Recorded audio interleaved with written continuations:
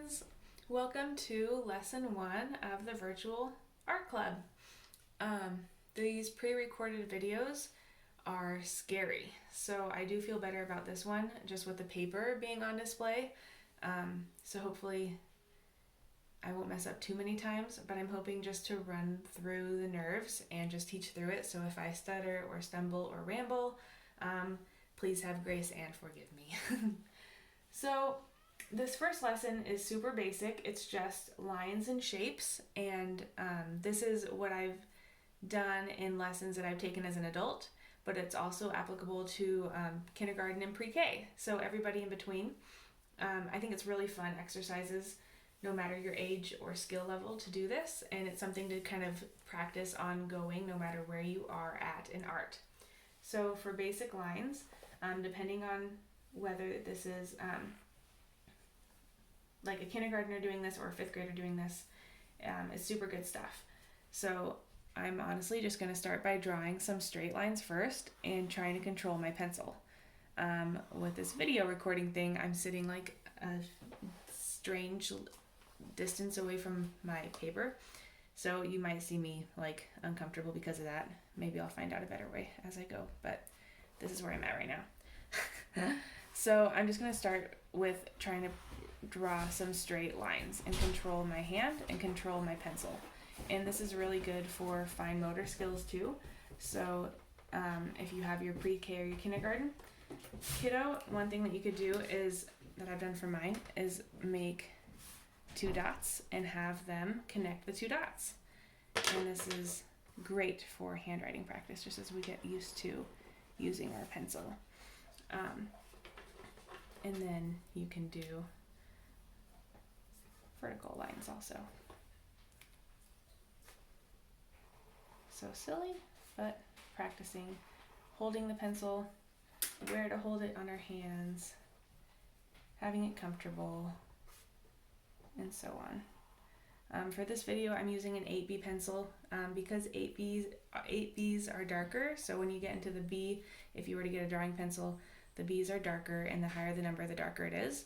And I'm only using that for the video's sake. I'm just filming this on my phone, so I want to make sure that you can see the different lines that I make.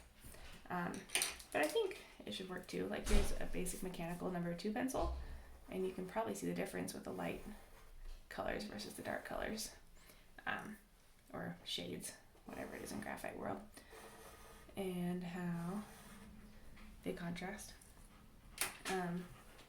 But yeah, so straight lines, getting that hand control, going from here, making longer lines, and trying to make them even and parallel.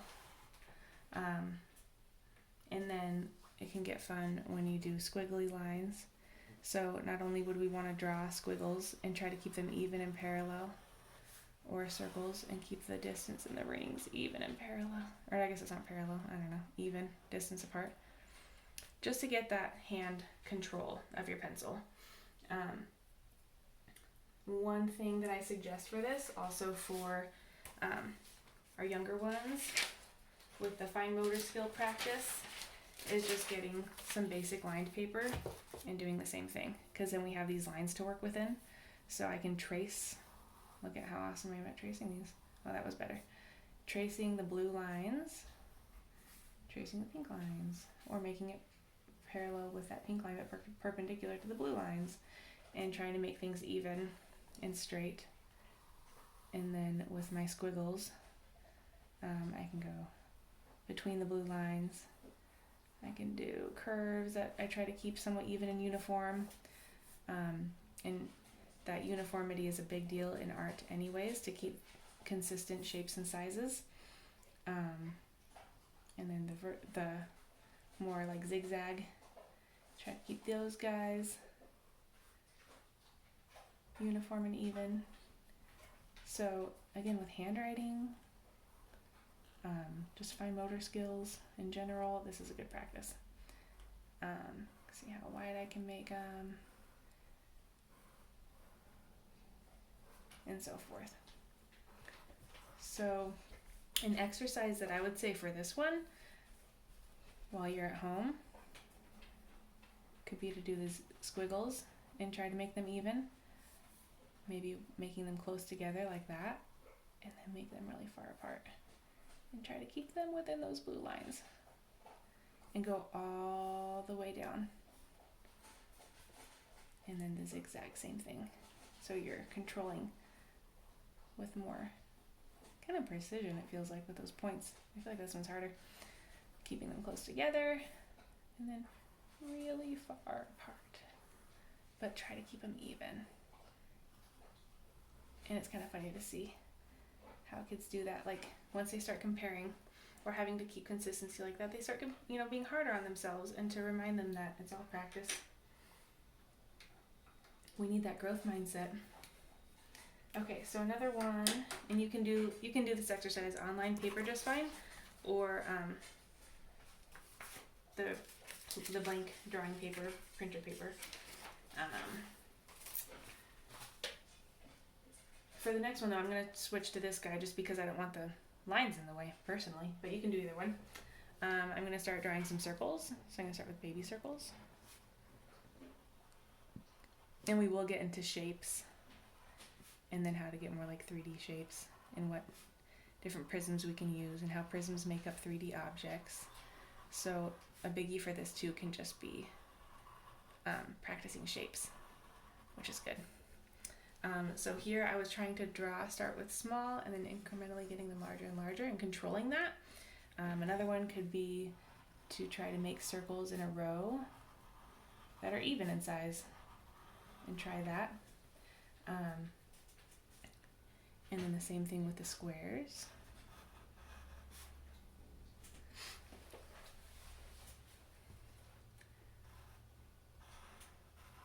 I usually go this direction with squares.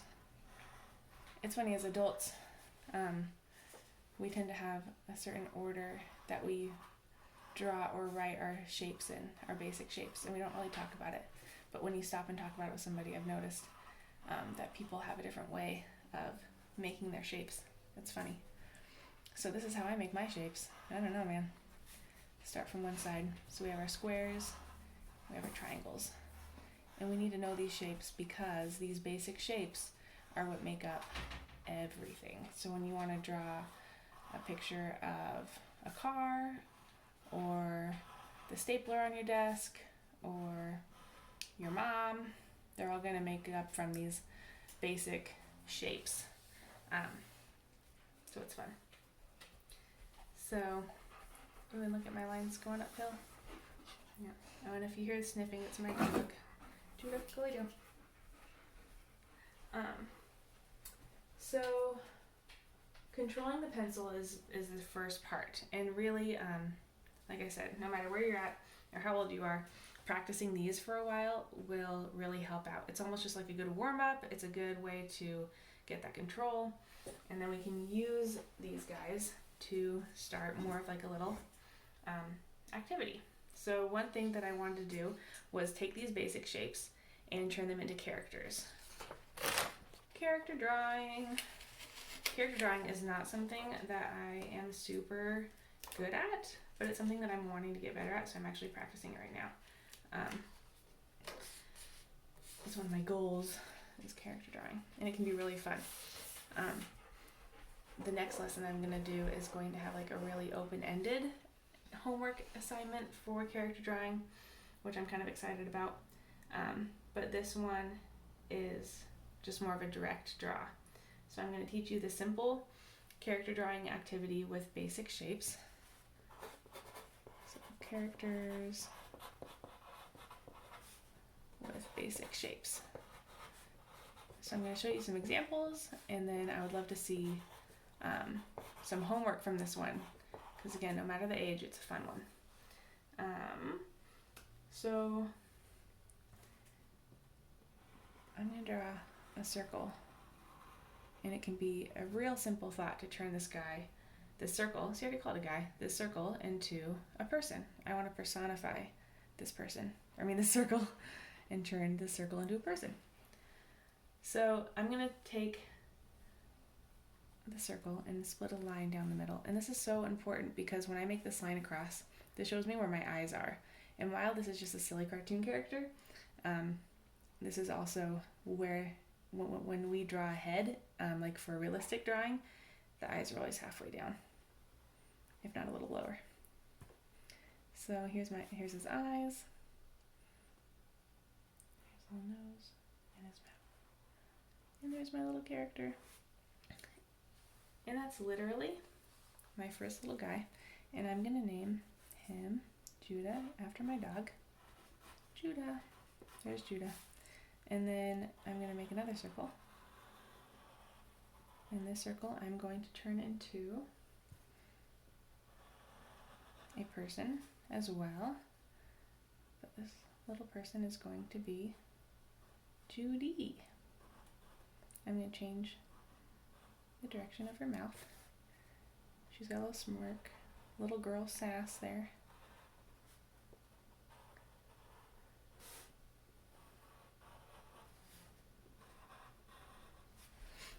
And here's Judy.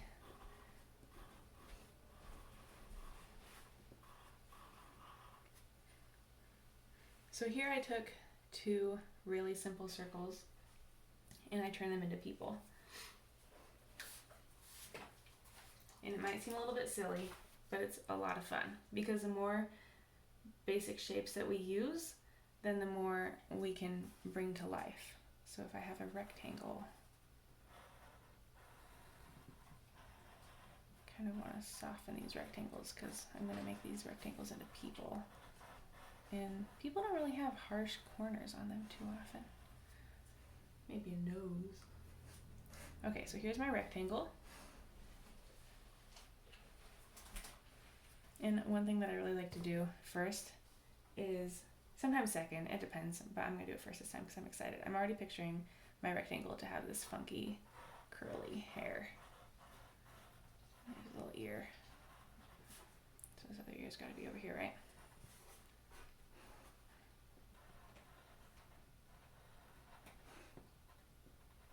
His eyes and his nose.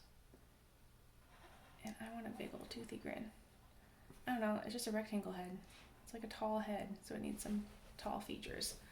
So, big old toothy grin, big nose, and big curly hair. That's my guy. And if I want, I drew it really hard though, erase that corner and give him more of just an afro look without seeing the corner of his head, because who sees the corner of people's heads while they're under hair? Okay, moving on. If I want to do another circle, kind of similar to my Judah or Judy, I could give this guy ears.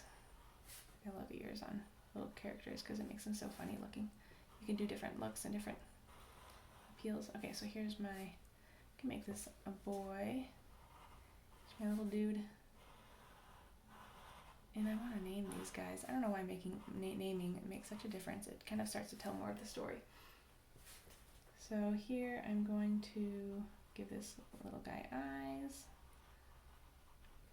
See, I'm kind of starting it about halfway down the head again. It's just almost a habit now. His little nose.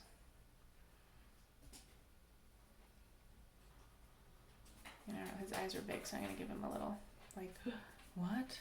Kind of a face. Thinking on names. I don't know, man. So there's my little guy. See? I kind of expounded a little bit. With cartoon characters, I mean, I hope I'm not just skipping from doing dots to eyes to the circles, but I think that you guys can just explore those. Like, with really simple character drawing like this, I don't think I need to expand on different cartoon-shaped eyes or noses. But if I do, let me know if I'm, like, skipping a step. I've never taught various ages art before. But I figure just seeing different examples makes a big difference. And honestly, that's something I do. Like, I'll be on Pinterest and look at different ideas and how people use different shapes and designs for the features. So triangle, I wanted the edges curved, the corners curved, and then I can make a face on here. Triangle.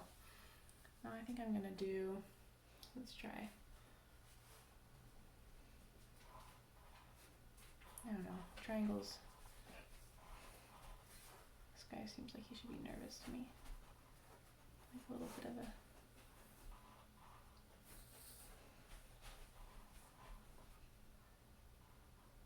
Oops. A little bit of a nervous Nelly kind of a look to him. What hair would fit on a triangle? I don't know.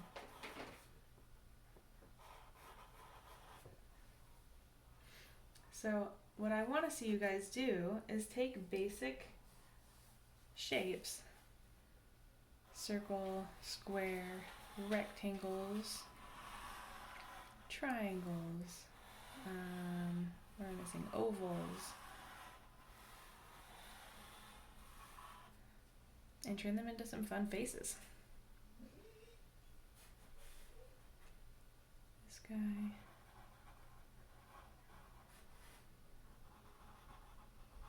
My rectangle is going to be an angry fella. Rectangle. I almost thought I said something else. So here's my angry rectangle face.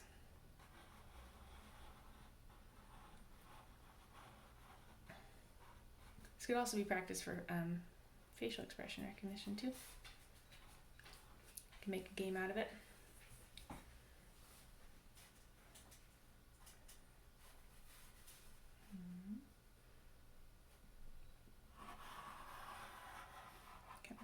Have his hair copy his